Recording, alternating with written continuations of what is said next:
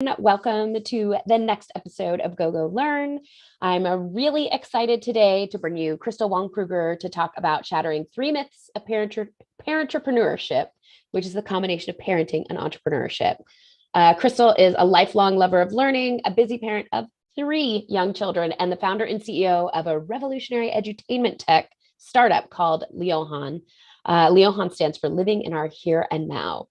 And she's blazing the trail on how to balance parenthood with entrepreneurship while staying present and fulfilled. I will put a couple of links in the chat for you to connect with Crystal. We'll do that here at the beginning and the end. For this interview, I'm going to go right to you, Crystal, and say, tell us a little bit about yourself and what you're building as a parentrepreneur. Hey, thank you so much, Heather. And thank you for going through those like tongue twisters with me. It's a lot of big words, parentrepreneurship for sure. So I have 3 young kids. Eldest is 12. And for as long as I can remember, I've always had this entrepreneurship spirit in me. My parents were entrepreneurs as well. But I didn't always think about being a parent. And so one day I found myself, oh my gosh, I'm the parent of all these kids and we're driving around everywhere. Life is busy. Life is very busy. And it's hard enough for me to, support my own kids in their own growth and personal development. How about my own personal development and growth? And I just found there's got to be a better way. And so that's what LIOHAN is really about. It's about living in our here and now, ours being everyone, all connected, really treasuring the magic and beauty and awe there is in this natural world. And we create really fun activities for parents and kids to bond over. That's what we do. I love it. I love it. So often with entrepreneurs and especially with parents, we put ourselves last. So you say that this is counterproductive. I definitely agree, but tell us a little bit more about this. And I love how we put this question first, right? And I feel like we kind of really hit a nerve. I've been so impressed with all the people that have signed up to join us today. So hello, and thank you for tuning in live. If you're joining us later, drop in your questions anyway, and we'll get to them for sure. Yes. And I love this, story, this quote. I try to look it up where I first heard it. I don't remember.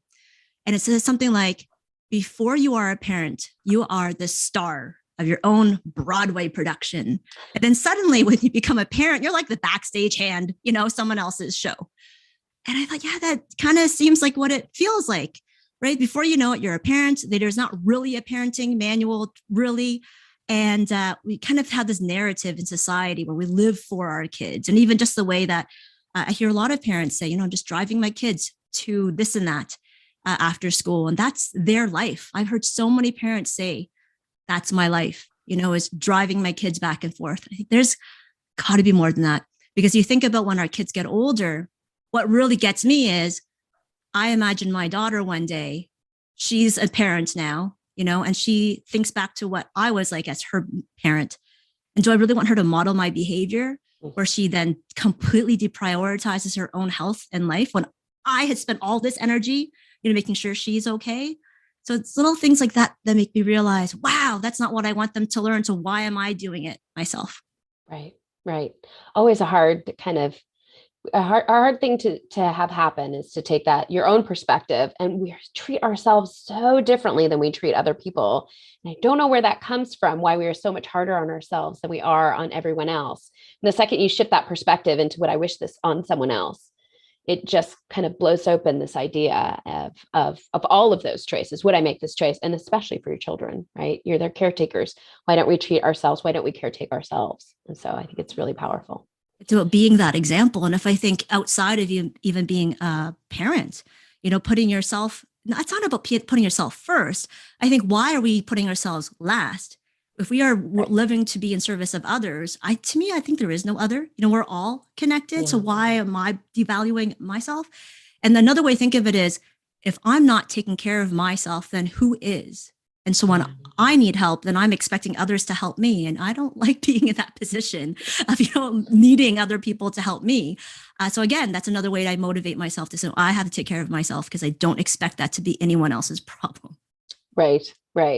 Yeah, I think it's reminding me, I think of a quote from Ram Dass or something, when he talked about giving and receiving. When you talk about kind of, we're all one and we're all part of that system. It's like, what needs attention now? What most needs attention now? He's like, it's not giving and taking if you move something from one hand to the next, right? If you broaden that perception of who we're taking care of, what we're taking care of, and kind of get it holistic like that, it's not taking away from someone to move something from the right hand to the left. And so really looking at where does the attention need to be.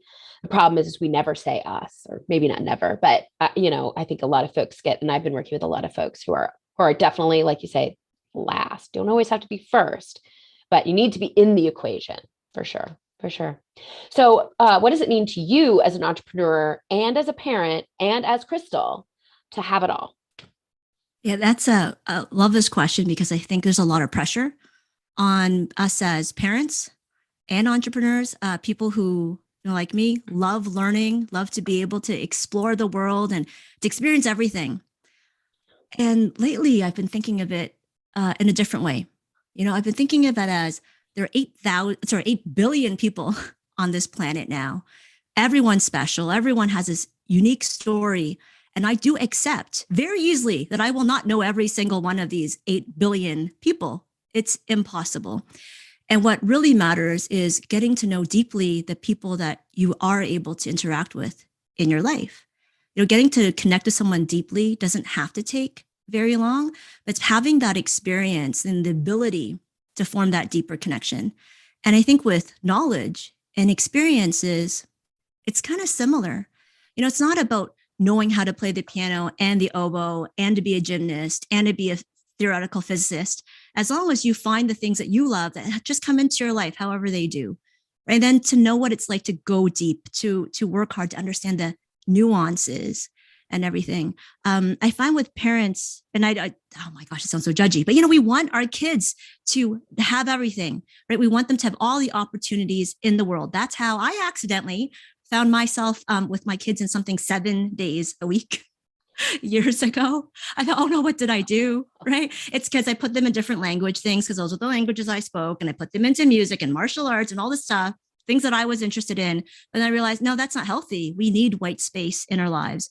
And what matters more is, again, just going deep with something so that they can explore, what does it mean to see a different perspective on something? What does it mean to really dive deep? And so I feel like with society today, we're not used to there being this overabundance of information.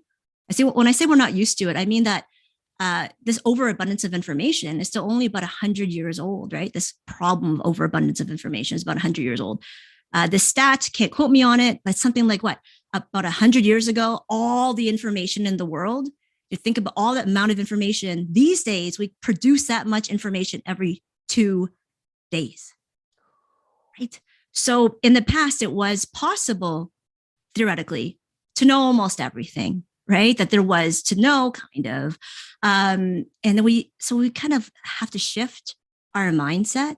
It's not about having it all. It's about understanding, appreciating what you do have can go so deeply. And knowing that if you come across a new idea, like a new person, you'll have those skills and that kind of open heart to really be present in that moment, to appreciate it at that moment. That's okay about, what do you have now and being present. That makes sense. Yeah, I think so. So when you think about yourself as an entrepreneur and as a parent and as you, it's really the having it all is being in the moment and acknowledging what's there now. Am I getting that right? Yeah. And being able to go deep is, I think, with this overabundance of information, constant digital distraction, constant opportunities to do different things, right? There's endless things that my kids could be signed up for, just like there are endless things that my company could do. But then recognizing what are the few things that I feel like that I want to dive deeply into, right? And then knowing that those skills are now transferable. For example, my first love was being a musician. I was a musician first. And knowing how to tell a story through music and connecting with people through emotion, those are all transferable skills, right? And I don't have to be worried about not taking lessons in how to be a filmmaker. That's okay. You don't have to learn to let go of that. And when that time comes, I can at least experience it and appreciate it. So I think having it all means knowing that we already do, it's all accessible to us if only we develop the skills to let in that experience. Right. Right. I like it. I like it. And I think it really goes hand in hand with the fact that although you can be a parent and an entrepreneur and be yourself, like the have it all concept, I think ends up being such a detriment to the way we think about things, because you cannot have it all, because we generate so much more than is possible for one human to take in or to do. So I see this all the time with solopreneurs who are like, I should be on every social media channel, and I should, and I should, and I should. And I just remind them, like, the giant corporations of the world have an entire department dedicated to Facebook ads, like an entire department. And you think you should blah, blah, blah, fill in the blank. You should be able to do, as a solopreneur with the limited time you have for marketing, because you're doing your job too, be able to do what a department of people are, is able to do. And so it's like that perspective shift, I think, is part of it. The letting go that you can have it all, that you can do it all, or you should do it all. And then adding in that aspect of prioritization, and what do you really, really want? And when you sit somebody down and say, what do you really, really want? It's usually like time with family. It's some of the things that you're thinking about. But we go back to our first question is, well, I'm putting what I want last. And so I think we just get all out of order with that, and that expectation of ourselves that's completely unrealistic. Plus the lack of time spent in that prioritization. Like, if I'm not going to have it all, what do I really, really want? And going after it. It's just kind of this double-edged sword. And so when I hear the have it all, do it all, should realm, I'm cringe. I cringe. And it's like, oh, let go of that. Let go of that. It's a tough one. I love what you had just said too. It kind of reminds me of something in my journey of figuring out, what does it mean to be me? And having it all, and what are the things that are important to me? What are the things that light me up, that fill me up? Yeah. And I find that the more I know myself, the better I know myself, the better my business is. And maybe it's because my business and my life are so intertwined. And I think a lot of entrepreneurs, this is true. In my case, it's because I'm building a solution to address an immediate problem that I live, being a parent and an entrepreneur. So perhaps it's a little bit even more in my face. But the better I know myself, the better I'm able to articulate and focus on how is it that we're different, and what is the uniqueness? What is our particular perspective? For me, it's a bit tricky because my perspective is, there's so much beauty in the world, right? Learn to just look deeply once, and then that's transferable. But yeah, it's really this pressure that I think we put on ourselves, that we focus on what we're missing. And I guess that's the main point, is that you'll always be missing something, just like you will not know all 8 billion people on this planet. Right. And I think we're okay with that, right? It doesn't mean that if I meet someone new, I'm going to say, I don't have room for a new person in my life. But it's more like knowing who you are, where you are, honoring that time, being present. I wanted to say that too. One of the ways that I do a lot of different things, I wear a lot of different hats, is because at any moment, somehow I've developed the skill of compartmentalizing.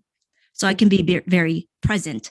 So if it weren't for us talking about my kids right now, I probably wouldn't be thinking about them. And that sounds cold in some ways, but it's not. There's a time and place where, if I have my analytical brain on, or if my creative brain on, I trust that in that moment, I'm doing what I need to do and I want to do at that time. I think for those of us who are still caught up with I'm missing something, it's because we're somewhere else, Yeah. So, and then you realize that you're missing out, then you're never anywhere. Right. Well, and just because you're not focused on your child 100% of the time does not mean you don't love them.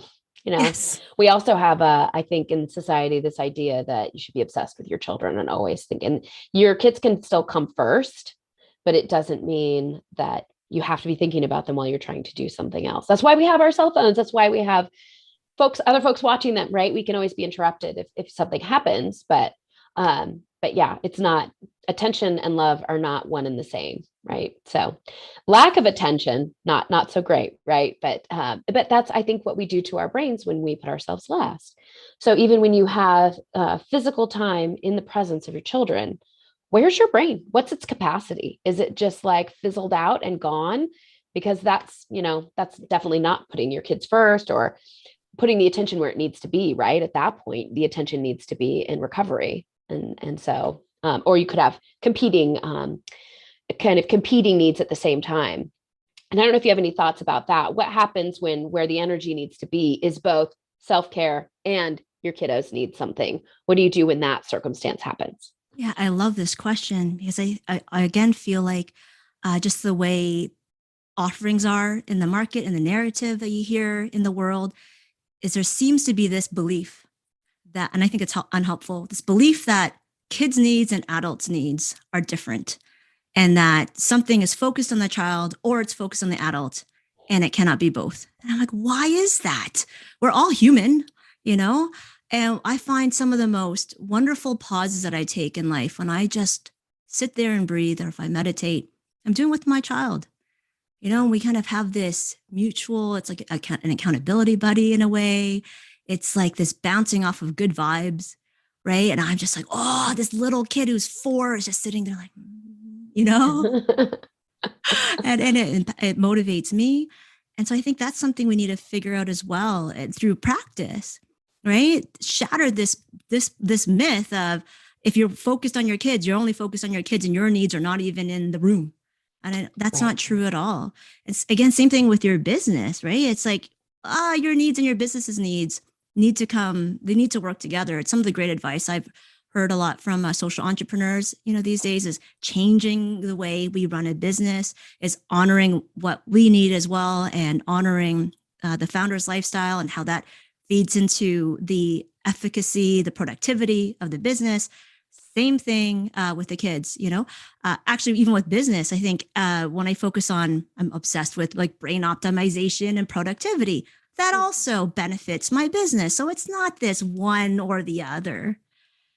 Right. And I think just with limited time, when you can layer on things, and layering things together, if done with intention and with awareness, it's different from being scatterbrained.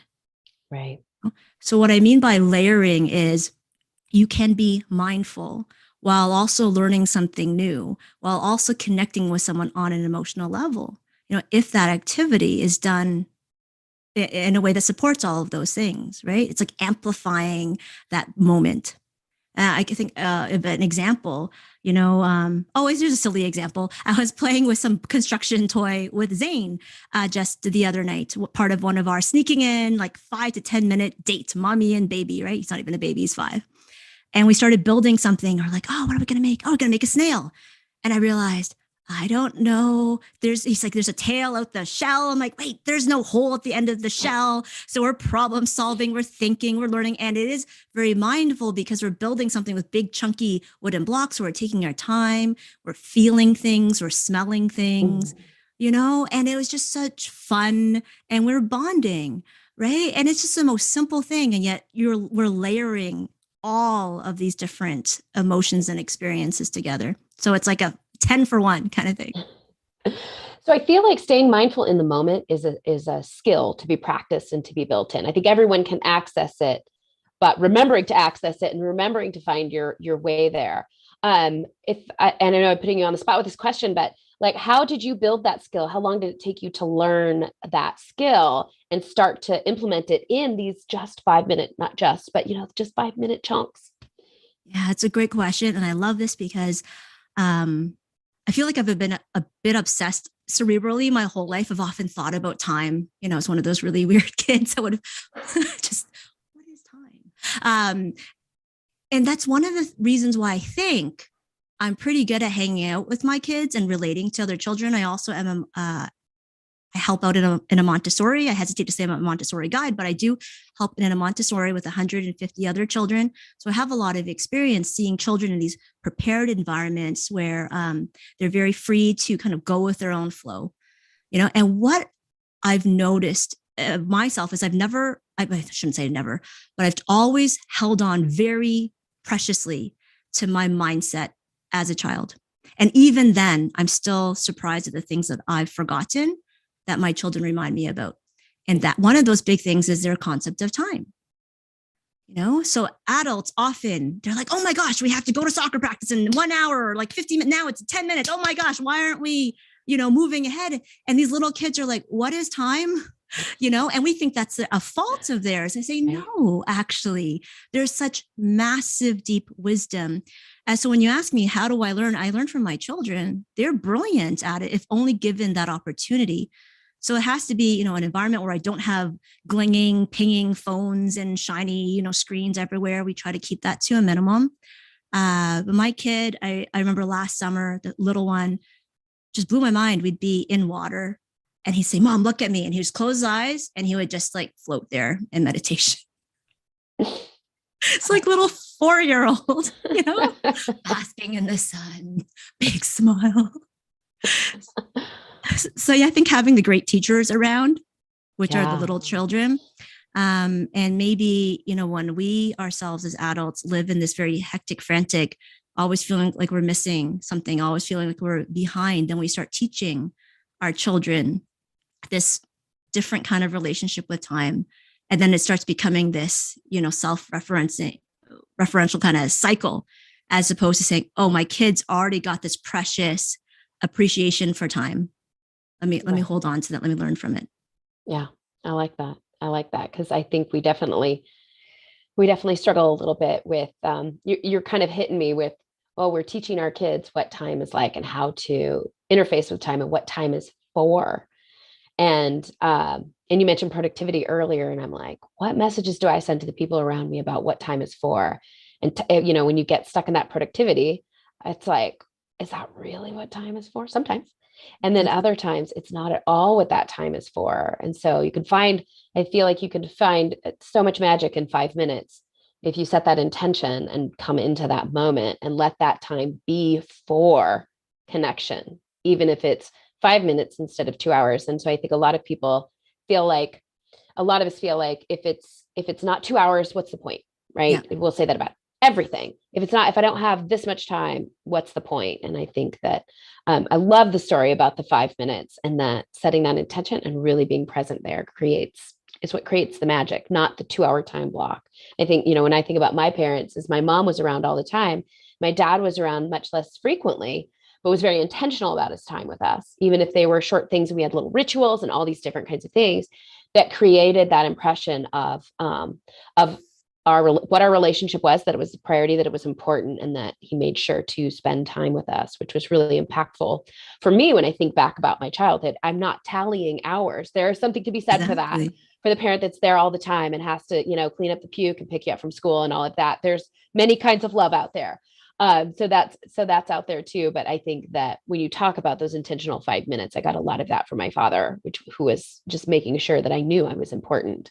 And without that intention, it would have just passed by as time, as opposed to feeling special and feeling like it was time for the two of us. And I have siblings, and he would make sure to have one-on-one time. Both my parents made sure they had one-on-one time with all of us, which I think was another kind of magic in there, yes. Especially being the baby, and the older siblings get all the stuff first and all that, all those kinds of things that go on. And at least my head as a child. So yeah, that intention and that mindfulness are really, really magical.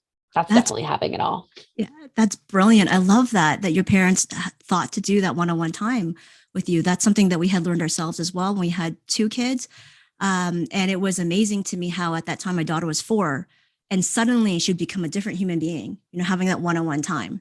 Yeah. And I find that even with colleagues, just to, bring that in for a second, when in my business, having one-on-one time makes such a massive difference in terms of how I connect with someone on my team. And what surprises me about this one-on-one time is that it seems like a very novel thing to a lot of parents that I speak with. A lot of parents are like, wow, I've never tried that. Oh. It's a simple thing, and yeah, and no, there's no guilt. That's not what I'm implying. I think it's one of those things that somehow we have overlooked that. And it might be because I think about how families spend time together, how we are able to spend time together. And after you get all your chores and obligations and errands and extracurriculars filled in, then the calendars on the weekend become jammed with meeting this family or this friend, right? And I find what happens is you've got parents and kids together in the room or in the same space, but the adults are hanging out with the adults, the kids are hanging out with the kids, right? And so we think of that as family bonding time. We have shared memories, and yet there's not that, one-on-one, which makes a massive difference. You were saying too about memories. That's one big thing that I think about. It's like at the end of the week, when am I really going to remember? And yet it's those 5 minutes of like really connecting emotionally and kind of experiencing something new and novel that sticks with me after a while, right? Sticks with me even a year later. That 5 minutes on a Wednesday from last year. It's not all the different chores and things that I got accomplished. So yeah, being intentional with your time and scheduling it, is a really, really big deal. Yeah. I find as an entrepreneur, in order for me to be as productive as I am, schedule the tasks. Yeah. right? Even if it's just 5 minutes to do something. I mean, I try to chunk them a little bit better, but sometimes are the little quick things that you can do in between. And if I don't schedule it, it doesn't get done. Right. Right. And so same thing with my kids. They know it's their time with mom or dad, on whatever day it is. And they will come and be like, hey, it's my time for my date with you. Oh, They keep me accountable. And then it gets done. Yeah. Yes. Yes. I love it. I love it. And I think there's this like idea that that your kids are, people will put their children first, but if it doesn't occur to them, it doesn't mean that you don't care. That's the point of the scheduling. Like, it's as soon as it pings, and that's what that time and space are for. Then I think if you leave it to my kids are important, I'm sure I will spend time with them. If you are an entrepreneur, you know how that completely sucks up your entire life. And it's not that you don't love your children. It's that you are so drawn into whatever crisis, whatever fire, whatever's going on, that slips by the wayside. So leaving it to, I'm sure I will. Yes, you love your kids. Yes, absolutely. You want to, but that's where I think that juggling between being a parent and an entrepreneur, it gets so tough because there's always more to do. There's always more you could be doing with your kids. There's always more you could be doing with your business. How do you find that prioritization? There's no having it all, right? What are the important things to have? So I know we're getting a little low on time here. I want to make sure we get to our last question because I really like this one. So you're a leader in so many ways, as a parent, as an entrepreneur, and in communities that I have been with you, you're definitely a leader. What's your secret weapon? Let's hear about this secret weapon as a leader. It's funny, the wording of the secrets or the weapon. And for me, it's like how I lead with my kids. I don't lead, I follow their lead. And I'm exceptionally transparent with my children, with my team. I let them know that I don't know everything, and I kind of go with their strengths and we co-create everything. And I think as a leader, you need to learn to let go of what you cannot control. And when we learn to let go of what we can't control, it allows us also to test different things, to be able to try new things without knowing exactly what's going to happen. One of the biggest lessons that I had as an entrepreneur, besides asking for help, working as a team, is learning to accept or to reframe the way I look at mistakes. So many parents, oh my gosh, talk to me and I feel for them because they're so worried they're going to do the wrong thing. Just like so many entrepreneurs worried we're going to do the wrong thing. And so what ends up happening is you withdraw as a leader, you withdraw as a parent because you're so worried about saying or doing the wrong thing. But it's okay if you come from a place of love, you come from a place of humility, you let your team and your kids know, I don't really know exactly what I'm doing. We're going to try this. Give me feedback. I think when you're transparent with that, then at least my kids are very comfortable telling me that didn't work. That sucks, and that's okay. Because then we can work on a solution together. And that feedback comes from a place of love as well. So I think empathy, honoring the human being behind that. It's not a role that our kids play. My kids are not my kids. They're individual humans. It's their role in life is not to be my child. Just like the people on my team, their role is not to be, someone on my team. And yeah, it's about co-creation. Absolutely. I was thinking the other day, as we close here, what it is that I really get from my kids. And kids will teach you how to laugh and be silly like nobody else. Their world is about possibility and curiosity. And as adults, when the kids are really upset, we can teach our kids, okay, we can take that emotion and honor that emotion and not be so derailed by it, right? So adults can teach kids how not to become overwhelmed by their emotions. So it's a bit different. It's about efficiencies and filtering out information. And so you think about how they're kind of opposites. Kids are like, everything's possible. And adults are more like, let's kind of restrict. And I think both are necessary. And we've got to honor both. And that's how we lead, is recognizing the strengths in everyone on our team, everyone in the family, making sure we all understand we can contribute. And we start deprioritizing ourselves. We start thinking like, we got to do everything. Then we're never present and seeing how everyone else fits into this role that is our family or business. Yeah, I love it. I love it. And I'm going to pop into I know we're at our time. I'm going to pop into the chat again, how folks can connect with you and a link to your sneak preview of the app. And this is where that time boxing of that quality time can happen, right? Get a little assist from the app and really embrace those maybe 5 minutes, even if it's just that 5 minutes, and really kind of create the magic there. Yeah. And if I may just real quickly, that's exactly it. I thought there's got to be a way to put this into practice, so in this, it's a digital platform. You don't even have to download anything. We have these bite-sized activities that you can cram in at any time. Your kids can see something really cool and be like, I'm going to schedule this date with you, parents, and this is what we're going to do. And I guarantee you're going to learn things that blow your mind as an adult. Because like we said, there's so much new knowledge being discovered every day. Podcasts are awesome. Books are awesome. They're more passive.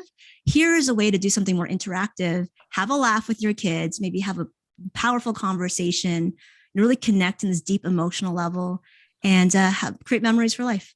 I love it. I love it. It's wonderful. All right, you all click on that link. And Crystal, thank you so much for coming to Go Learn. This was really a precious conversation. Thank you for having me. Thank you, everyone. And please connect with me. Any questions, and check out our LIOHAN app. Thank you.